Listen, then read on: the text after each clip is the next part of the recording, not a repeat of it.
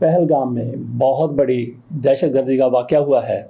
ये मकबूजा कश्मीर का इलाका है। वहाँ पे कहा जाता है, इंडियन मीडिया की तरफ से कहा जाता है, एक एक बात गौर से सुनने वाली है। इंडियन मीडिया का ये दावा है, इंडियन मीडिया की तरफ से कहा गया है कि वहाँ पे 26 लोगों को मार दिया गया, हलाक कर दिया गया। ये स्याह थे और इनमें से 2 गैर मुल्की थे, बाकी मकबूजा कश्मीर के नहीं बल्कि कोई इंडिया से गए हुए थे, मकामी लोग भी थे। तो 26 लोगों को मार दिया गया, हलाक कर दिया गया। ये सारा कुछ कैसे हो गया?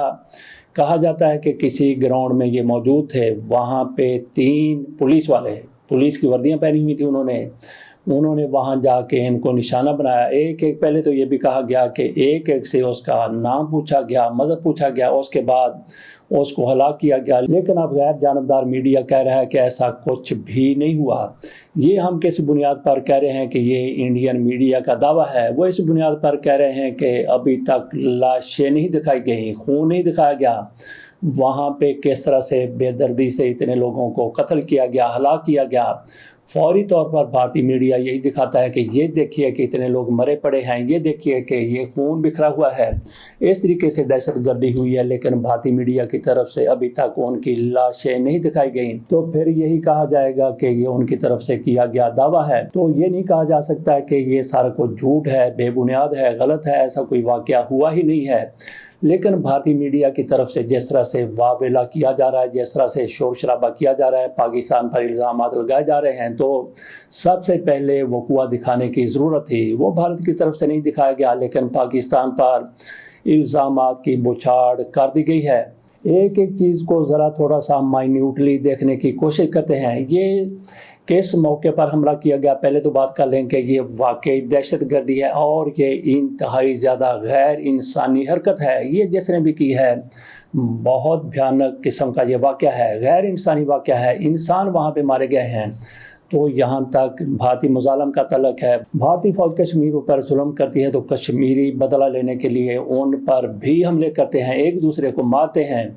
तो नहत्ते कश्मीरियों का मारना भी जुल्म है, जबर है, बर्बरियत है, सफाकियत है। बहरहाल जैसे इनको मौका मिलता है ये भारतीय फ़ौजियों को, उन फ़ौजियों को जो इन पर जुल्म करते हैं, सितम करते हैं, और मैं समझता हूँ कि ये बिल्कुल इनका ये करना दुरुस्त है, जवाबी कार्रवाई करना बिल्कुल दुरुस्त है। जब आप इनको मारेंगे, वो इंडियन फ़ौज मारती है, वो इंडियन पुलिस मारती है या इंडियन शिद्दत पसंद मारते हैं, तो इनका मुकाबला करना और उनके साथ वैसा ही सलूक करना बिल्कुल जायज़ है और आलमी अदारे भी इसको जायज़ ही करार देते हैं। लेकिन यहाँ तक बिल्कुल नहाते लोगों को मारना है, वो कोई भी है, वो हिंदू है, मुसलमान है, ईसाई है, आपका बदतरीन दुश्मन है, लेकिन उसके पास असला नहीं है, वो यूनिफॉर्म में नहीं है, वो एक स्याह के तौर पे वहाँ पे गया है, एक दुकानदार के तौर पे वहाँ पे गया है, उसके साथ ऐसा करना गैर इंसानियत है और यही बर्बरियत और सफाकियत है।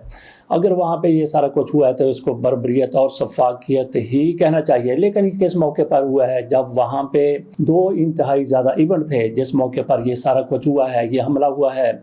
पहलगाम में ये बताया जा रहा है कि सारा से तकरीबन कोई 400 किलोमीटर आगे जाके है, वहाँ पे ये सारा कुछ हुआ है। ये उस मौके पर हुआ है जब अमेरिका के नायब सदर JD वैंस और उनकी अहलिया ऊषा वैंस भारत के दौरे पर मौजूद हैं। वो वहाँ पे 3-4 रोज़ के लिए आए हुए हैं। शायद कोई टैक्सेस के हवाले से वो भारत के साथ गुफ्तगू करते, बातचीत करते या दीगर मामलात को देखते।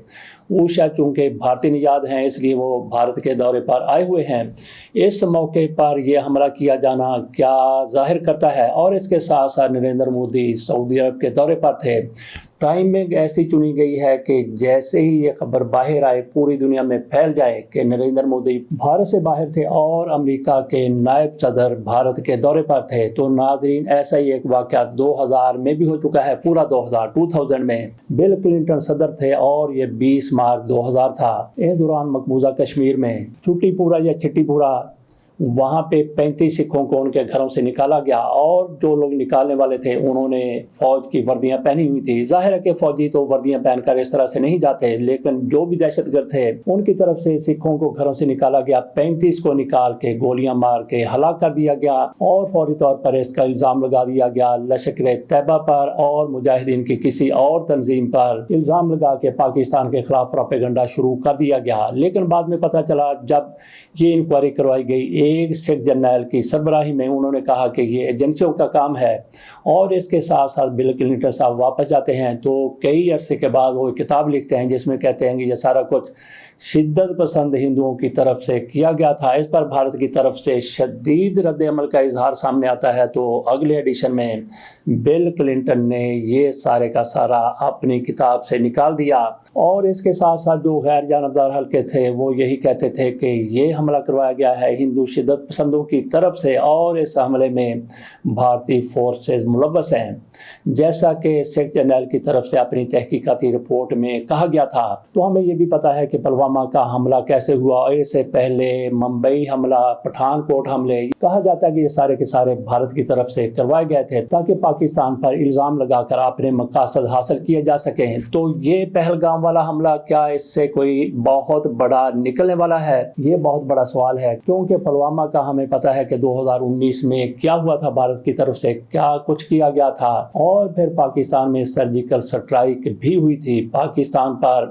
بھارتی جہازوں کی طرف سے حملے کیے گئے تھے، اور پاکستان نے بدلہ لینے کے لیے پھر جو کچھ کیا تھا وہ پوری دنیا نے دیکھا۔ 27 فروری 2019 پاک فضائیہ کی طرف سے بھارت کے 2 جہاز مار گرائے، ایک کا پائلٹ اس میں جل مرا، جبکہ ابھینندن کو گرفتار کر لیا گیا تھا۔ بات ہم نے شروع کی تھی پہلگام پر حملے کی، وہاں پہ جو کچھ ہوا بالکل غیر انسانی ہے۔ تو ناظرین یہاں پہ یہ بات بھی کرنی ہے کہ جیسے ہی بھارت میں اس قسم کا کوئی بھی واقعہ ہوتا ہے، پہلی گولی چلتی ہے، جیسے ہی اس کی گونج اس کے میڈیا تک پہنچتی ہے، ان کے حکمرانوں تک جاتی ہے، ان کے وزیر داخلہ تک، ان کے وزیر خارجہ تک، یا جو بھی ان کے ذمہ دار ہیں ان تک بات پہنچتی ہے، بلکہ گولی کی گونج، گولی کی آواز ان تک پہنچتی ہے تو فوری طور پر وہ پاکستان اور ISI پر الزام لگا دیتے ہیں۔ اسی طرح سے پاکستان میں بھی جو واقعہ ہوتا ہے اس کا الزام بھی بھارت پر لگایا جاتا ہے، لیکن یہاں کی قیادت چونکہ بھارت سے تھوڑا سا دب کے رہتی ہے، اس لیے وزیر اعظم ہوں یا پاکستان کے صدر ہوں وہ بہت احتیاط سے کام لیتے ہیں،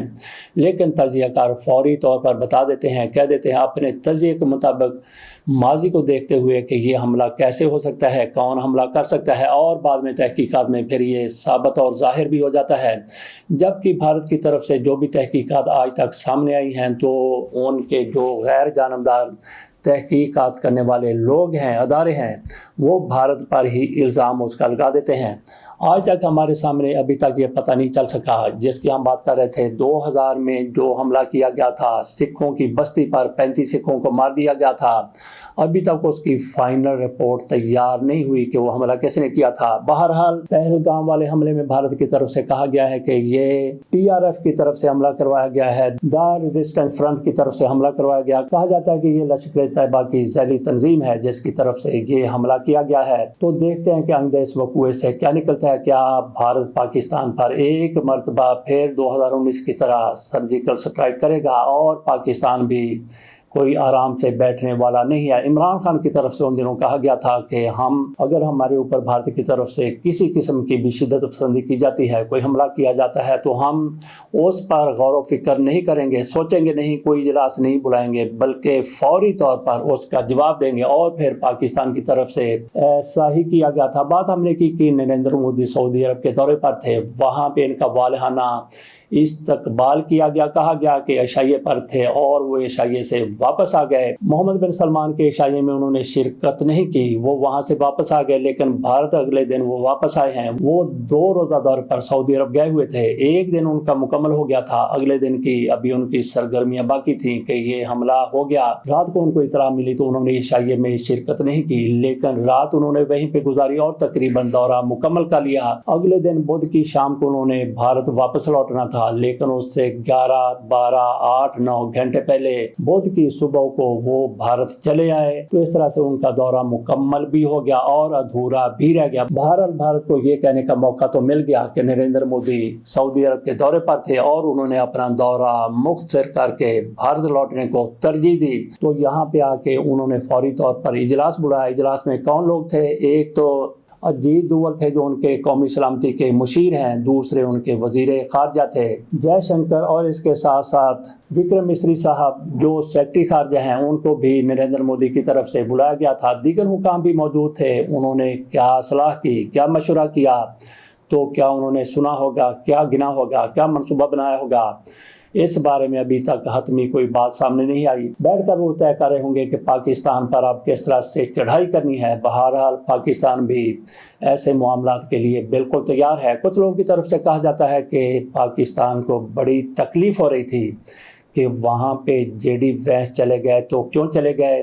پاکستان کو میرا خیال ہے کہ ایسی تکلیف کی کوئی بات نہیں ہے، یہ کوئی بہت بڑا ایونٹ نہیں ہے، بہت بڑا آدمی وہاں پہ نہیں آ گیا اور کوئی ریلیف دلانے کی پوزیشن میں بھی نہیں ہے۔ ہو سکتا ہے کہ وہ بھارت کو مطمئن کرنے کے لیے گئے ہوں گے۔ آپ کا تو 24% اضافہ کیا گیا ہے ٹیرف میں، پاکستان پر 29%، جبکہ آپ کا ایک اور رائیول چائنا اس پر 150 سے 200% اضافہ کیا گیا، اس لیے گھبرانے کی ضرورت نہیں ہے۔ ویسے ہی پاکستان کے پاس جس طرح سے پاکستان دہشت گردی میں الجھا ہوا ہے، پاکستان کے پاس ایسا وقت ہی نہیں ہے کہ کہیں دور جا کے پاکستان یا ISI کو اتنا بڑا وار کرنے کی کوشش کرے۔ ناظرین، اس کے ساتھ اجازت دیجیے، بہت سی چیزیں ہم نے کہہ دی ہیں اور بہت سے کہتے کہتے رہ بھی گئے ہیں۔